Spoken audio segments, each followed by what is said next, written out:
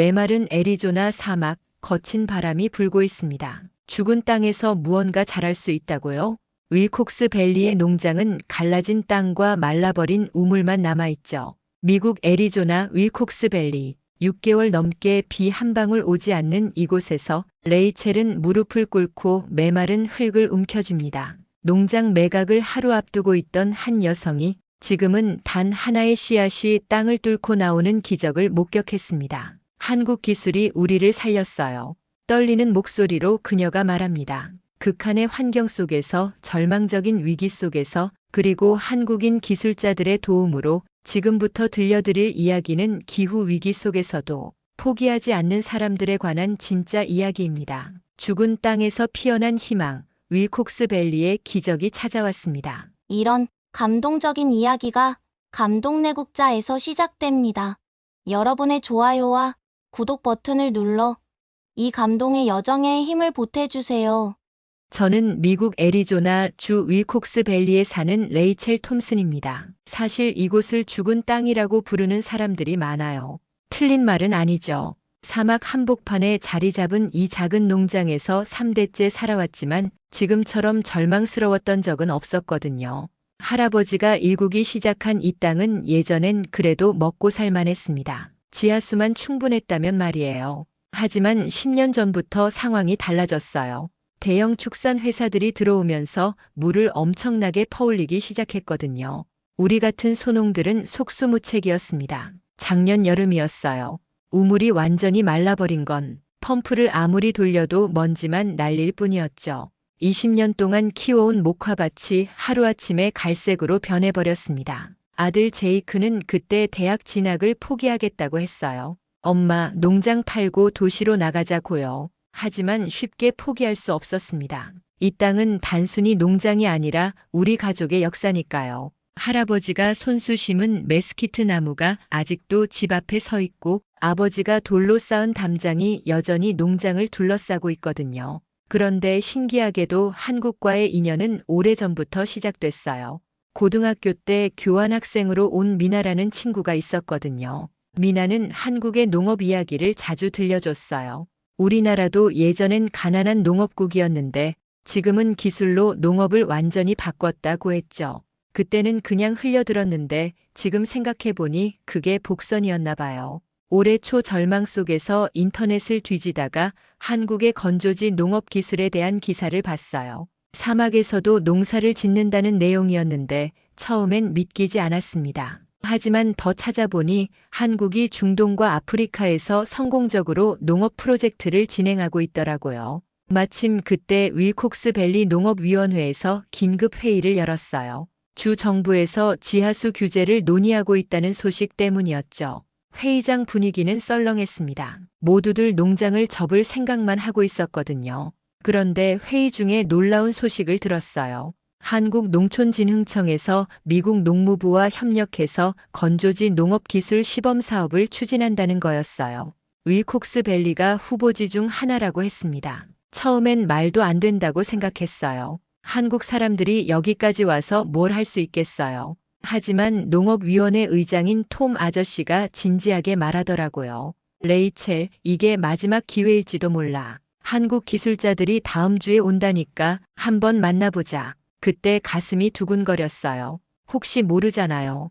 정말로 이 죽은 땅에서 무언가 자랄 수 있을지도. 그날 밤 미나에게 20년 만에 메시지를 보냈어요.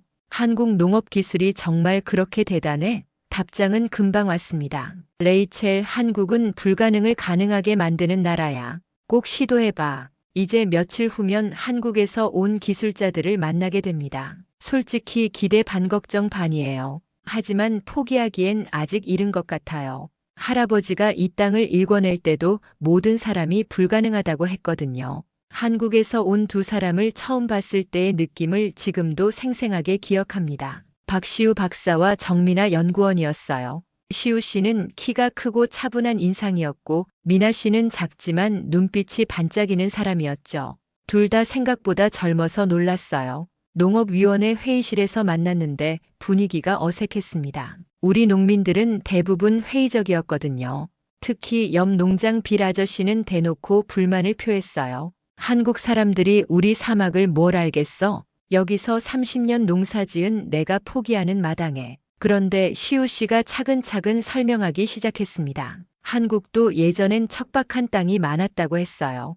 우리나라 강원도 지역도 돌밭이었는데 지금은 감자와 배추의 주산지가 됐습니다. 미나 씨가 태블릿으로 사진을 보여주는데 정말 신기했어요. 돌투성이 산비탈이 푸른 농장으로 변한 모습이었거든요. 하지만 빌 아저씨는 여전히 고개를 저었습니다. 그쪽은 비라도 오잖아요. 여긴 6개월째 물 한 방울 안 왔다고요. 그때 미나 씨가 웃으면서 대답했어요. 저희가 제안하려는 건 빗물에 의존하지 않는 농법입니다. 윤작 시스템이라는 걸 설명해 줬어요. 건기에는 뿌리가 깊고 가뭄에 강한 작물을 심고 우기에는 물을 많이 필요로 하는 작물을 키우는 거였죠. 특히 들깨라는 작물을 강조했습니다. 들깨는 한국에서 오래전부터 메마른 땅에서 키워온 작물이에요. 뿌리가 땅속 깊이 내려가서 수분을 찾아내거든요. 솔직히 처음엔 이해가 안 됐어요. 들깨가 뭔지도 몰랐고요. 미나 씨가 씨앗을 보여줬는데 참깨보다 조금 큰 검은색 씨앗이었습니다. 이 작물의 잎은 쌈으로 먹고 씨앗은 기름을 짜죠. 한국에서는 아주 비싼 값에 팔려요. 그런데 정작 중요한 건 재배 방법이었어요. 시우 씨가 설명한 멀칭 기법이라는 게 핵심이었습니다. 지피나 플라스틱으로 땅을 덮어서 수분 증발을 막는 거였죠. 토양 온도도 조절되고 잡초도 억제할 수 있어요. 빌 아저씨가 코웃음을 쳤습니다. 그런 거 우리도 해봤어요. 별 효과 없던데. 하지만 미나 씨는 포기하지 않았어요. 한국식 방법은 조금 다릅니다. 토양 수분 센서와 자동 관계 시스템을 결합하거든요. 회의실이 조용해졌어요. 모두들 반신반의하는 표정이었죠. 그때 저도 의구심이 들었습니다. 비용은 얼마나 들어요? 시우 씨가 솔직하게 대답했어요. 초기 투자비는 있습니다. 하지만 성공하면 기존 수입의 2배는 낼 수 있어요. 톰 의장이 조심스럽게 물었습니다. 혹시 실패하면 어떻게 되죠? 미나 씨의 답이 인상적이었어요. 실패도 데이터예요. 한국에서도 수없이 실패했거든요. 중요한 건 포기하지 않는 거죠. 그 순간 제 마음이 움직였어요. 할아버지도 이런 마음이었을 거예요. 아무도 농사가 될 거라고 믿지 않는 땅에서 시작했으니까요. 손을 번쩍 들었습니다. 제가 해보겠어요. 회의실이 술렁였어요. 다들 제정신이냐는 표정이었죠. 하지만 시우 씨와 미나 씨의 눈빛이 반짝였어요. 정말로 하시겠어요? 미나 씨가 확인했습니다. 네, 어차피 잃을 게 없어요. 빌 아저씨가 걱정스럽게 말했어요. 레이철, 신중하게 생각해. 또 실패하면. 하지만 저는 이미 결정했어요. 아저씨, 아무것도 안 하면 확실히 망하잖아요. 차라리 해보는 게 나아요. 시우 씨가 진지하게 말했습니다. 쉽지 않을 거예요. 실패할 수도 있고요. 그럼에도 저는 고개를 끄덕였어요. 그때 미나 씨가 웃으면서 한국말로 뭔가 중얼거렸어요. 나중에 알았는데 시작이 반이다라는 뜻이었대요. 회의가 끝나고 시우 씨와 미나 씨가 저희 농장을 보러 왔어요. 메마른 토양을 손으로 만져보고 우물 상태도 확인했죠. 미나 씨가 작은 삽으로 땅을 파보더니 고개를 끄덕였어요. 토질은 나쁘지 않네요. 점토층이 있어서 보습력이 있을 거예요. 그날 저녁 제이크가 물었어요. 엄마, 정말 될 것 같아? 솔직히 확신은 없었어요. 하지만 이상하게 희망이 생겼거든요. 모르겠다. 그래도 해볼 만한 것 같아. 첫 파종하던 날을 평생 잊지 못할 거예요. 2월 중순 새벽 5시부터 시작했습니다. 시우 씨가 들깨는 온도가 중요하다며 이른 시간을 택했거든요. 미나 씨는 전날 밤부터 씨앗을 물에 불려놨어요. 정말 신기했어요. 씨앗 하나하나에 정성이 들어가는 걸 보니까요. 미나 씨가 씨앗을 손에 쥐고 말했어요. 이 작은 씨앗 안에 생명이 들어있어요. 우리는 그냥 도와주는 거죠. 그 말이 왜 그렇게 감동적이었는지 몰라요. 땅을 갈 때도 한국식이 달랐습니다. 깊이 갈지 않고 표면만 부드럽게 만들었어요. 시우 씨가 설명해 줬어요. 깊이 갈면 수분이 더 빨리 증발해요. 표면만 부드럽게 해서 씨앗이 뿌리 내릴 공간만 만들어주는 거죠. 제가 직접 씨앗을 심었어요. 한 줄에 20cm 간격으로요. 손가락으로 작은 구멍을 파고 씨앗을 하나씩 넣었죠. 생각보다 시간이 오래 걸렸어요. 평소 같으면 기계로 후딱 끝낼 일을 온종일 손으로 했거든요. 왜 이렇게 정성스럽게 해야 해요? 제가 물었어요. 미나 씨가 웃으면서 답했습니다. 정성이 들어간 만큼 잘하거든요. 한국 농민들이 하는 말이에요. 그 순간 할머니 생각이 났어요. 할머니도 채소밭에 씨앗을 심을 때 하나하나 이름을 불러줬거든요. 씨앗을 다 심고 나서 멀칭 작업을 했어요. 미나 씨가 가져온 특수 필름을 깔았는데 일반 비닐과 달리 미세한 구멍이 뚫려 있었어요. 공기는 통하게 하고 물은 막는 거예요. 시우 씨의 설명이었죠. 그 다음이 중요했어요. 수분 측정기를 설치하는 거였거든요. 시우 씨가 작은 센서를 땅에 꽂더니 스마트폰 앱과 연결했어요. 이제 토양 수분 상태를 실시간으로 볼 수 있어요. 정말 신기했어요. 흙 속 수분량이 숫자로 나타나는 걸 보니까요. 첫 물주기가 가장 중요하다고 했어요. 너무 많이 주면 씨앗이 떠내려가고 적게 주면 발화가 안 된다는 거였죠. 미나 씨가 물뿌리개로 조심조심 물을 줬어요. 마치 아기에게 우유 먹이는 것처럼요. 그날 밤부터 저는 새벽 4시마다 일어났어요. 물을 주러 나가는 거였죠. 손전등을 켜고 농장으로 나가면 이상하게 마음이 설렜어요. 혹시 싹이 났나 하고요. 물론 이틀 만에 싹이 날 리는 없지만요. 사흘째 되던 날 제이크가 따라 나왔어요. 엄마 이상해요. 예전엔 농사일 시키면 도망갔는데 맞는 말이었어요. 이상하게 재밌었거든요. 매일매일 땅을 들여다보고 수분 데이터를 확인하고 온도를 재는 게요. 일주일째 되던 날 미나 씨가 확인하러 왔어요. 멀칭 필름을 살짝 들춰보더니 고개를 끄덕였어요. 좋아요. 토양 온도가 일정하게 유지되고 있어요. 그런데 아직 싹은 안 났어요. 조금 불안했죠. 시우 씨가 위로해줬어요. 들깨는 보통 10일에서 2주일 걸려요. 조급해하지 마세요. 하지만 매일 확인하지 않을 수 없었어요. 혹시 실패하는 건 아닐까 하는 걱정 때문이었죠. 그러던 어느 날 정확히 열흘째 되던 아침이었어요. 새벽 4시 평소처럼 손전등을 켜고 나갔는데 뭔가 다른 게 보였어요. 멀칭 필름 사이로 아주 작은 초록색 점이 삐죽 나와 있는 거예요. 처음엔 눈을 의심했어요. 혹시 잡초인가 하고요. 하지만 가까이 가서 보니 분명 들깨 싹이었어요. 2개의 작은 떡잎이 앙증맞게 벌어져 있었거든요. 그 순간 눈물이 핑 돌았어요. 제이크. 집으로 뛰어가서 아들을 깨웠어요. 싹 났어. 진짜 싹이 났다고. 제이크가 잠결에 따라 나왔는데 싹을 보더니 눈이 휘둥그레졌어요. 와, 정말이네요. 그날 오전에 시우 씨와 미나 씨에게 연락했어요. 둘 다 기뻐하면서 바로 달려왔죠. 미나 씨가 싹을 보더니 환하게 웃었어요. 첫 번째 관문 통과예요. 하지만 시우 씨는 조심스럽게 말했어요. 이제 시작이에요. 진짜 어려운 건 이제부터거든요. 맞는 말이었어요. 싹이 나는 것과 키우는 건 다른 문제니까요. 빌 아저씨도 소식을 듣고 구경하러 왔어요. 작은 싹을 보더니 코웃음을 쳤죠. 이게 뭐가 대단하다고. 잡초도 이것보단 잘 자라는데. 하지만 저는 신경 쓰지 않았어요. 죽은 땅에서 살아난 거잖아요, 정말로. 그날 밤 일기에 썼어요. 오늘 기적이 일어났다. 작은 기적이지만 분명한 기적이다. 할아버지가 이 땅을 처음 읽었을 때도 이런 기분이었을 거예요. 첫 싹이 나온 후 며칠은 정말 행복했어요. 매일 아침 나가보면 싹이 조금씩 자라고 있었거든요. 미나 씨가 가르쳐준 대로 물을 조금씩 자주 줬어요. 뿌리가 아직 깊지 않으니까 표면만 촉촉하게 유지하면 돼요. 그런데 문제가 생겼어요. 2주일째 되던 날 갑자기 싹들이 시들기 시작한 거예요. 아침에 보니까 잎이 노랗게 변하고 있었어요. 깜짝 놀라서 시우 씨에게 전화했죠. 물을 너무 많이 준 것 같아요. 시우 씨의 진단이었어요. 현장을 확인하러 온 미나 씨가 뿌리를 파보니 정말 썩어가고 있었어요. 뿌리가 물에 잠겨 있으면 숨을 못 쉬어요. 산소가 필요하거든요. 정말 절망적이었어요. 겨우 싹을 틀었는데 제 손으로 죽인 거잖아요. 제이크도 실망한 기색이 역력했어요. 역시 안 되는구나. 그때 빌 아저씨가 지나가다가 한마디 던졌어요. 그럴 줄 알았어. 물 관리가 얼마나 어려운데. 하지만 시우 씨가 포기하지 말라고 했어요. 이런 실패를 통해서 배우는 거예요. 한국에서도 수없이 실패했거든요. 미나 씨도 웃으면서 말했어요. 저도 처음 농사 지을 때 똑같은 실수했어요. 물 주는 게 농사의 반이라고들 하잖아요. 다시 파종하기로 했습니다. 이번엔 배수가 더 잘 되도록 두둑을 조금 더 높이 만들었습니다. 시우 씨가 설명해 줬어요. 한국에서도 장마철에 뿌리 썩은 병 때문에 고생해요.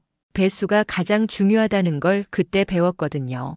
두 번째 파종은 좀 더 신중하게 했어요. 씨앗도 조금 더 깊게 심고 물도 더 조금씩 줬어요. 미나 씨가 토양 수분 센서 데이터를 더 자세히 설명해 줬습니다. 30%에서 50% 사이를 유지하면 돼요.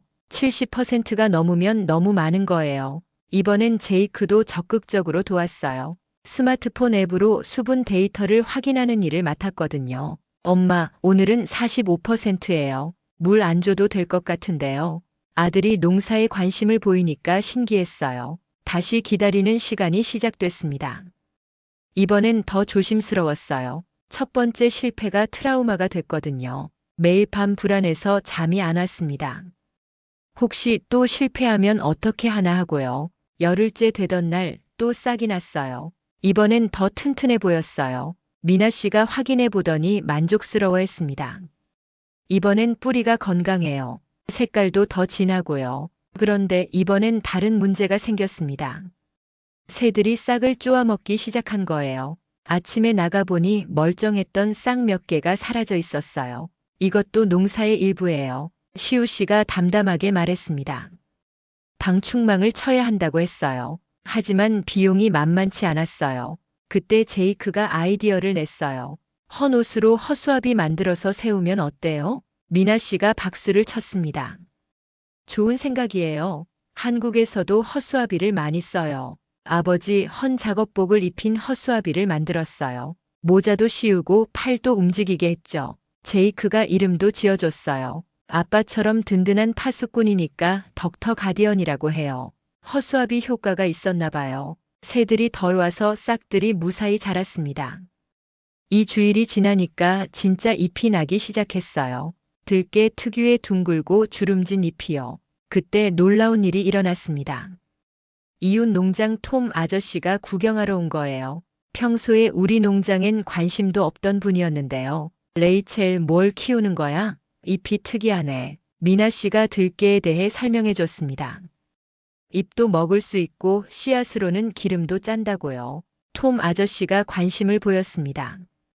기름값이 요즘 얼마나 비싼데 정말 기름이 나와? 그날 미나 씨가 한국에서 가져온 들기름을 맛보게 해줬어요. 톰 아저씨가 빵에 발라 먹더니 눈이 번쩍 뜨더라고요. 이거 맛있네. 올리브 오일보다 고소해. 한국에서는 리터당 $30에 팔려요. 시우 씨의 말에 톰 아저씨가 깜짝 놀랐어요. $30?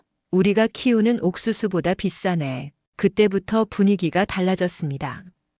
다른 농민들도 하나둘씩 구경하러 오기 시작했거든요. 빌 아저씨까지도 말이에요. 이거 정말 잘하는구나. 생각보다 튼튼해 보이는데. 한 달이 지나니까 들깨가 제법 자랐습니다. 키가 20cm 정도 되고 잎도 무성해졌어요. 미나 씨가 기뻐하면서 말했습니다.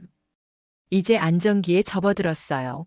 뿌리가 깊숙이 내려갔거든요. 그날 밤 제이크가 말했어요. 엄마, 이제 정말 될 것 같아요.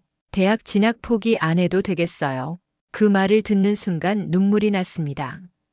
단순히 농사가 성공한 게 아니라 희망을 되찾은 거였거든요. 시우 씨가 말했어요. 레이첼 씨, 이제 진짜 시작이에요. 꽃이 피고 열매를 맺을 때까지 계속 지켜봐야 해요. 하지만 더 이상 불안하지 않았습니다. 실패를 겪고 나니까 오히려 자신감이 생겼거든요. 2달째부터는 정말 신기한 일들이 일어나기 시작했어요. 들깨가 제 허리 높이까지 자랐거든요. 잎도 손바닥만큼 커졌고 줄기도 단단해졌어요. 뿌리가 얼마나 깊이 내려갔는지 궁금해서 조심스럽게 파봤는데 1m가 넘게 뻗어 있더라고요. 이제 물을 적게 줘도 돼요. 미나 씨의 설명이었어요. 뿌리가 깊숙한 지하수까지 닿았을 거예요. 정말 신기했어요. 윗부분은 가뭄으로 메말라 있는데 아래쪽에는 아직 물이 있다는 거잖아요. 3달째 되니까 꽃이 피기 시작했습니다. 들깨꽃은 생각보다 예뻤어요. 작고 하얀 꽃이 줄기 끝에 송이송이 달려 있었거든요. 시우 씨가 설명해 줬어요. 꽃이 지고 나면 씨앗이 맺혀요. 그게 바로 들깨죠. 그런데 이때쯤 마을에 소문이 퍼지기 시작했습니다. 레이첼 농장에서 이상한 작물을 키운다는 거였죠. 궁금한 사람들이 하나둘씩 찾아오기 시작했어요. 심지어 윌콕스 시내에서까지 사람들이 왔어요. 이게 그 한국 작물이야? 마트 사장인 캐롤 아줌마가 신기해하면서 잎을 만져봤어요. 미나 씨가 잎을 하나 따서 먹어보라고 했어요. 생으로도 먹을 수 있어요. 쌈으로 싸먹으면 맛있거든요. 캐롤 아줌마가 조심스럽게 맛보더니 눈이 커졌어요. 생각보다 맛있네. 약간 깻잎 비슷한 향이 나는데? 미나 씨가 웃으면서 답했어요. 깻잎이 바로 들깨 잎이에요. 한국 사람들이 가장 좋아하는 채소 중 하나죠. 그날부터 예상치 못한 일이 벌어졌어요. 캐롤 아줌마가 들깨 잎을 좀 팔아달라고 하는 거예요. 한국 음식점에서 찾는 손님이 있어. 피닉스까지 가서 사온다던데. 미나 씨가 깜짝 놀랐습니다. 정말요? 여기에도 한국 음식점이 있어요? 알고 보니 피닉스에 한국 음식점이 서너 개 있었어요. 거기서 깻잎을 구하려면 로스앤젤레스까지 가야 한다고 했어요. 운송비까지 포함하면 한 장에 $1씩 한다는 거였죠. 시우 씨가 계산해 봤습니다. 만약 깻잎을 한 장에 50센트에 팔 수 있다면 제가 깜짝 놀랐어요. 잎만으로도 수익이 나는 거예요? 미나 씨가 고개를 끄덕였어요. 한국에서는 깻잎이 때로는 씨앗보다 비싸게 팔려요. 그때부터 저는 깻잎 판매에도 관심을 갖기 시작했어요. 제이크가 인터넷으로 한국 음식점들을 찾아봤습니다. 엄마 투손에도 2군데 있어요. 알버커키에도 있고요. 첫 번째 판매는 피닉스 한국 음식점이었어요. 사장님이 직접 농장까지 오셨거든요. 김 사장님이라고 하는 분이었는데 들깨밭을 보시더니 정말 놀라워하셨어요. 아이고, 여기서 이런 걸 키우다니. 정말 고향 냄새가 나네요. 김 사장님이 깻잎을 맛보시더니 바로 주문하셨습니다. 일주일에 1000장씩 가져갈 수 있어요? 1000장이 얼마나 되는지 계산해 봤습니다. $500였어요. 일주일에 $500면 한 달에 $2000잖아요. 하지만 문제가 있었습니다. 깻잎을 따는 것도 일이고 포장해서 운송하는 것도 만만치 않았거든요. 미나 씨가 도와줬어요. 한국에서는 이렇게 포장해요. 특수 포장지에 싸서 냉장 보관하는 방법을 가르쳐 줬어요. 제이크가 적극적으로 나섰습니다. 엄마, 제가 배달할게요. 어차피 대학 준비하면서 용돈도 벌어야 하고요. 그렇게 해서 저희만의 작은 비즈니스가 시작됐어요. 반응이 너무 좋아서 놀랐어요. 김 사장님이 전화하셨어요. 손님들이 깻잎 맛이 다르다고 해요. 한국에서 먹던 맛이 난다고 미나 씨가 설명해 줬습니다. 아마 신선해서 그럴 거예요. 한국에서 온 깻잎은 운송하는 동안 신선도가 떨어지거든요. 4달째가 되니까 꽃이 지고 씨앗이 맺히기 시작했습니다. 작은 초록색 씨앗이 송이송이 달렸어요. 시우 씨가 확인해 보더니 만족스러워했습니다. 씨앗 상태가 아주 좋아요. 수확이 기대되는군요. 그런데 이때 예상치 못한 방문자가 왔어요. 애리조나 대학교 농업과 교수님이었어요. 윌콕스 밸리의 한국 농법에 대한 소문을 듣고 연구차 오신 거였죠. 정말 흥미로운 실험이네요. 데이터를 좀 볼 수 있을까요? 교수님이 토양 수분 데이터와 성장 기록을 보시더니 놀라워하셨습니다. 물 사용량이 기존 농법의 3분의 1밖에 안 되네요. 이런 효율성은 처음 봐요. 시우 씨가 자랑스럽게 설명했습니다. 한국의 전통 농법과 현대 기술을 결합한 결과입니다. 그날 밤 제이크가 신나서 말했어요. 엄마, 우리 농장이 유명해지는 거 아니에요? 정말 그런 것 같았어요. 불과 몇 달 전까지만 해도 포기일보 직전이었는데 이제는 사람들이 배우러 오고 있었거든요. 빌 아저씨도 마음이 바뀌었나 봐요. 레이첼, 나도 내년에 들깨 좀 심어볼까 생각 중이야. 그 말을 들으니까 정말 뿌듯했습니다. 처음엔 비웃던 사람이 이제는 배우려고 하니까요. 미나 씨가 말했습니다. 이제 수확만 남았어요. 가장 보람 있는 순간이 곧 올 거예요. 정말 기대됐어요. 과연 얼마나 수확할 수 있을지, 그리고 그 씨앗으로 정말 기름을 짤 수 있을지요. 수확의 날은 정말 특별했습니다. 10월 초 들깨 꼬투리가 갈색으로 변하면서 바스락거리는 소리가 나기 시작했거든요. 미나 씨가 꼬투리 하나를 털어보더니 환하게 웃었어요. 익었어요. 이제 수확할 때예요. 시우 씨가 수확 방법을 가르쳐 줬었습니다. 한국에서는 이걸 털기라고 해요. 꼬투리를 3개 흔들면 씨앗이 떨어지거든요. 정말 신기했어요. 줄기를 살짝만 흔들어도 검은 씨앗들이 우수수 떨어지는 거예요. 제이크가 큰 방수포를 깔고 저는 들깨줄기를 하나씩 잡고 털었어요. 딸깍딸깍 하는 소리가 들리면서 씨앗들이 떨어졌습니다. 그 소리가 정말 음악 같았어요. 몇 달 동안의 고생이 보상받는 순간이었거든요. 와, 엄마 봐요. 씨앗이 이렇게 많이. 제이크가 감탄했어요. 정말 많았어요. 작은 양동이 하나가 금세 가득 찼거든요. 미나 씨가 계산해 봤어요. 대략 20kg 정도 나올 것 같은데요. 시우 씨가 수확량을 측정했습니다. 정확히 22kg이었어요. 이 정도면 대성공이에요. 처음 재배치고는 놀라운 수확량이에요. 기존에 키우던 목화보다 단위 면적당 수익이 70%나 더 높았거든요. 가장 기대되는 건 기름짝이었습니다. 미나 씨가 한국에서 가져온 작은 착유기로 시연을 해줬어요. 씨앗을 넣고 핸들을 돌리니까 정말 기름이 나오는 거예요. 투명하고 고소한 냄새가 나는 기름이요. 이게 들기름이에요. 미나 씨가 자랑스럽게 말했습니다. 빵에 발라서 맛보니까 정말 고소하고 맛있었어요. 제이크가 눈을 반짝이며 말했어요. 이거 팔면 얼마나 받을 수 있어요? 시우 씨가 계산해 줬습니다. 한국에서는 리터당 $30 정도 해요. 이 씨앗으로는 대략 6리터 정도 짤 수 있을 거예요. $180. 작은 밭에서 이만한 수익이 나온다니 믿기지 않았어요. 그런데 더 놀라운 건 따로 있었어요. 김 사장님이 들기름을 맛보시더니 바로 주문하신 거예요. 이거 정말 좋은 기름이네요. 한국에서 파는 거보다 향이 진해요. 리터당 $25에 전량 구매하겠다고 하셨어요.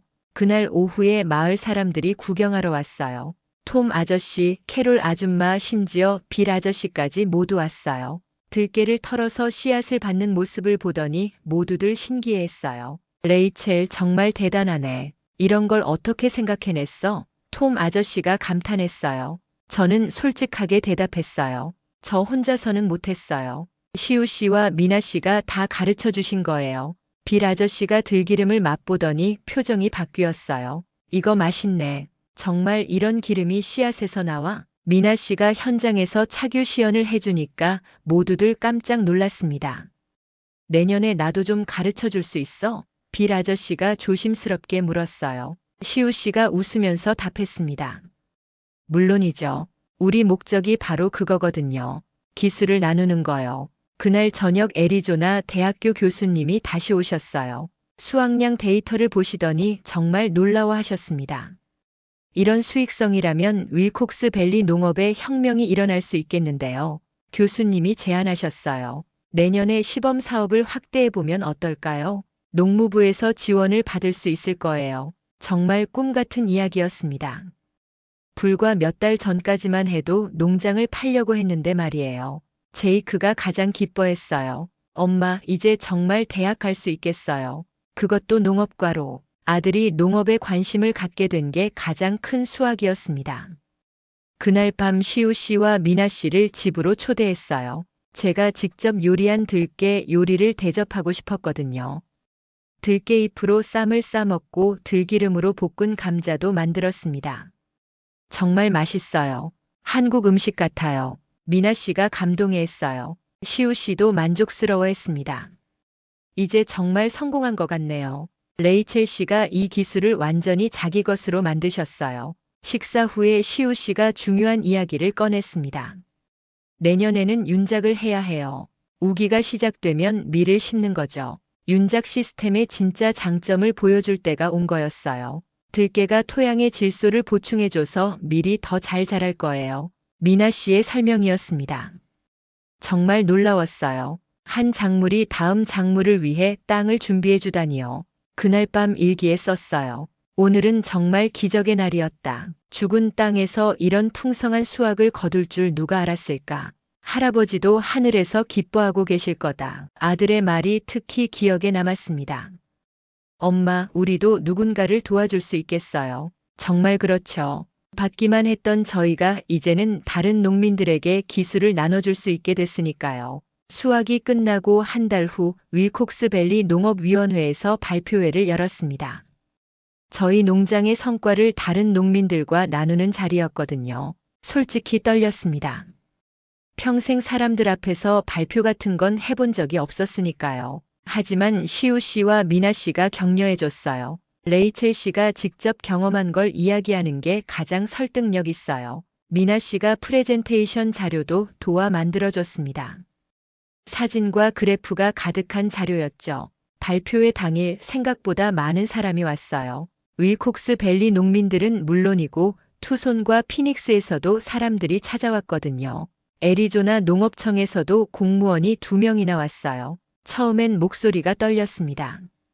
안녕하세요. 저는 레이첼 톰슨입니다. 하지만 점점 자신감이 생겼어요. 제가 겪은 일을 솔직하게 이야기하니까 사람들이 집중해서 들어주더라고요.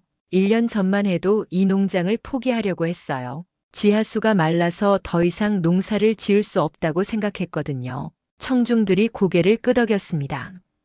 모두 같은 어려움을 겪고 있었으니까요. 수확량 데이터를 발표할 때 웅성거림이 일었어요. 기존 목화 대비 헥타르당 수익이 70% 증가했습니다. 그것도 물 사용량은 3분의 1로 줄이면서요. 믿기 어렵다는 표정들이었어요. 가장 인상적이었던 건 제이크의 발표였어요. 아들이 자청해서 들깨 재배 과정을 설명했거든요.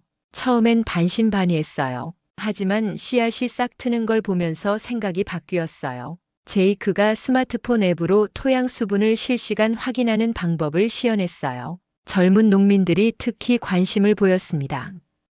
이런 기술이 있는 줄 몰랐네. 정말 편리하겠어. 질문 시간이 가장 흥미로웠어요. 한 농민이 물었어요. 겨울엔 뭘 심을 건가요? 시우 씨가 답했습니다. 윤작 시스템의 핵심은 계절별로 다른 작물을 심는 거예요. 우기에는 밀을 심을 예정입니다. 빌 아저씨가 용기를 내서 질문했어요. 실패할 가능성은 없나요? 저는 솔직하게 답했어요. 처음에 물 관리 실수로 실패했어요. 하지만 그것도 배움의 과정이었죠. 애리조나 농업청 직원이 놀라운 발표를 했어요. 이 기술을 공식 정책으로 채택하겠습니다. 내년부터 건조지 농업 시범 사업을 확대 운영할 계획입니다. 박수가 터져 나왔어요. 발표가 끝나고 나서 많은 농민들이 몰려왔어요. 내년에 들깨 심어보고 싶은데 어떻게 시작하면 되나요? 한국 기술자들이 계속 도와주실 건가요? 질문이 쏟아졌어요. 톰 아저씨가 감동적인 말을 했습니다. 레이첼, 내가 우리에게 희망을 줬어. 이 마을을 다시 살려낸 거야. 그 말을 들으니까 울컥했어요. 저 혼자 한 게 아니었는데 과분한 칭찬이었거든요. 그날 저녁 특별한 모임이 있었어요. 여성 농민들끼리 따로 만나자고 하더라고요. 마을의 농부 아내들이 10여 명 모였습니다. 다들 남편들보다 더 적극적이었어요. 우리끼리 들깨 재배 모임을 만들어보자. 캐롤 아줌마의 제안이었어요. 남자들은 항상 신중하다고 미루기만 하잖아. 모두들 박수를 쳤습니다.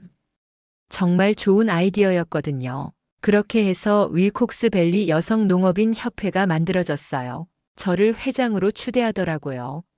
레이첼이 길을 열어줬으니까 당연히 회장이야. 처음엔 부담스러웠지만 받아들였어요. 미나 씨가 정말 기뻐했습니다. 한국에서도 여성 농업인들이 농촌을 이끌어가고 있어요. 정말 멋진 일이에요. 시우 씨도 감동했다고 했어요. 기술 전수를 넘어서 공동체가 만들어지는 걸 보니까 뿌듯해요. 협회 첫 모임에서 내년 계획을 세웠습니다. 10가구가 들깨 재배에 참여하기로 했습니다. 씨앗은 제가 나눠주기로 했고 기술 교육은 시우 씨와 미나 씨가 담당하기로 했어요. 가장 인상 깊었던 건 나이 든 엘리자베스 할머니의 말씀이었습니다.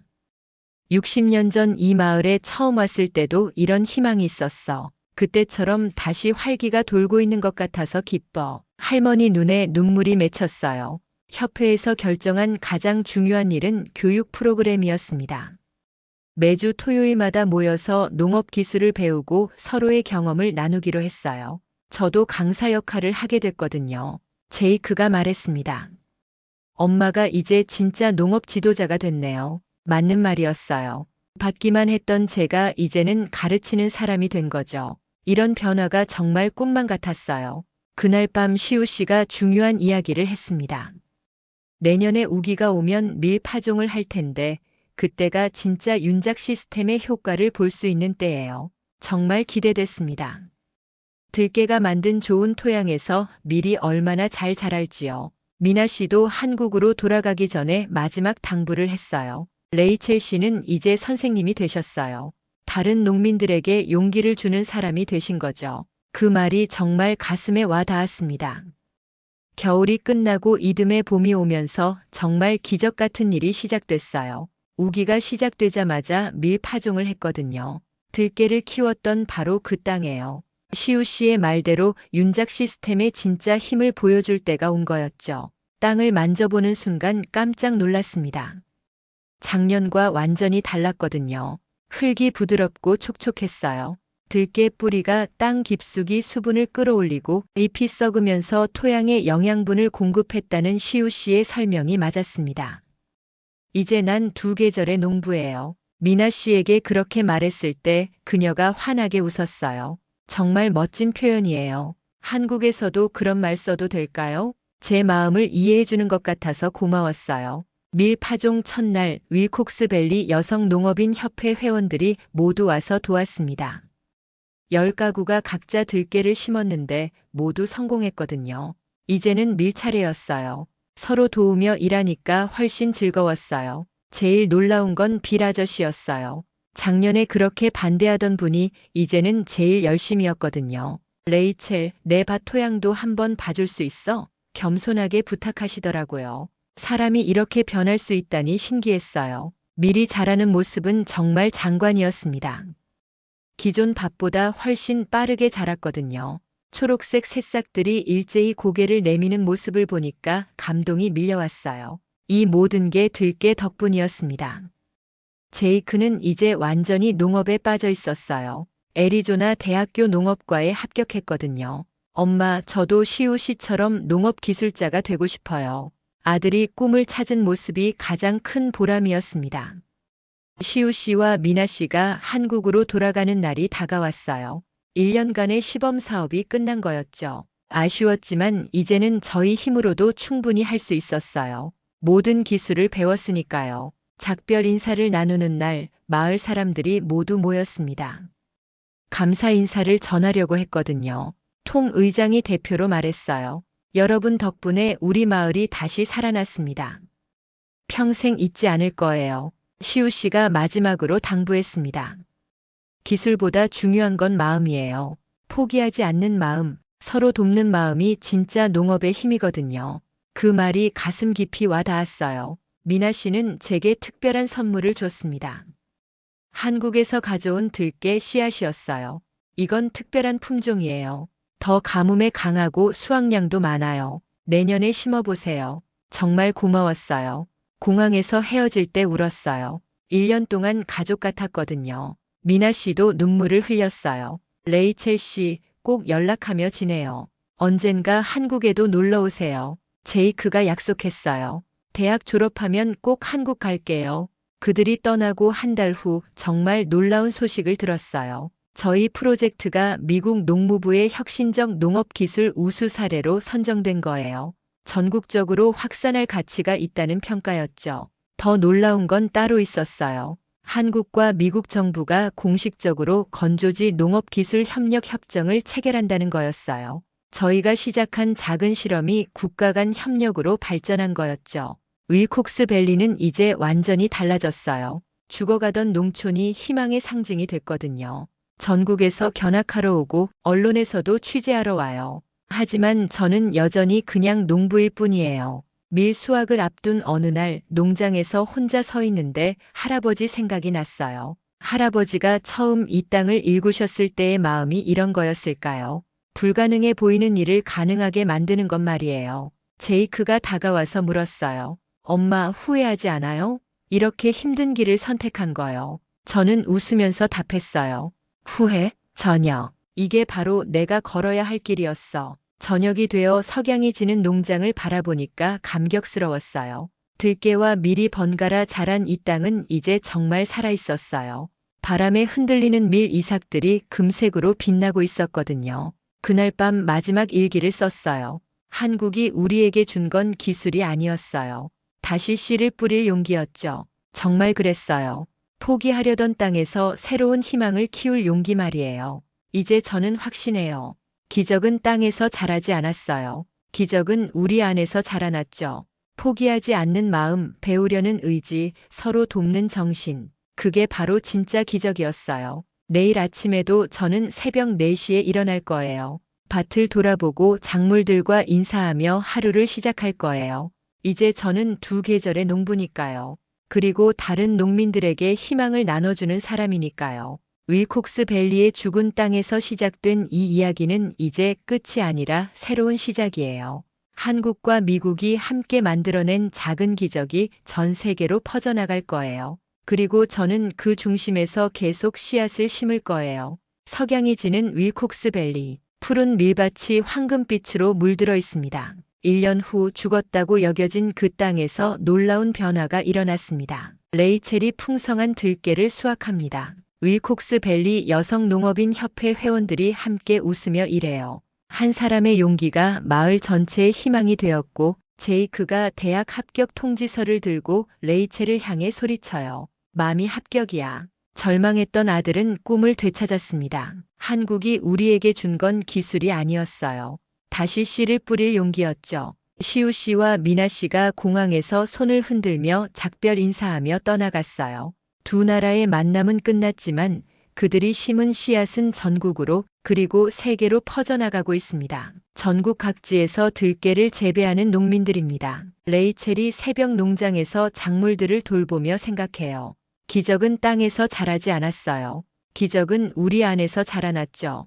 포기하지 않는 마음, 서로 돕는 정신. 그것이 만들어낸 진짜 기적입니다. 한국과 미국이 함께 써내려간 농업 한류, 그 감동의 이야기였습니다. 그리고 놀라운 건 이 프로젝트가 농업을 넘어 문화까지 바꾸고 있다는 점입니다. 미국에서는 깻잎이 흔하지는 않지만 점점 더 많은 사람들이 한국 음식을 찾고 깻잎도 그중 하나가 되었습니다. 농업의 혁신과 함께 새로운 문화의 장을 여는 기회가 된 것이죠. 이런 희망의 이야기가 여러분에게 작은 용기가 되었다면 구독과 좋아요로 응원해주세요. 감동 내국자가 더 많은 감동 스토리로 찾아뵙겠습니다. 현재 한미 건조지 농업 기술 협력은 전 세계 22개국으로 확산되고 있습니다. 여러분의 응원이 이런 아름다운 이야기들을 더 많은 사람들에게 전할 수 있는 힘이 됩니다. 다음에도 가슴 뜨거운 이야기로 찾아뵙겠습니다. 감동 내국자였습니다.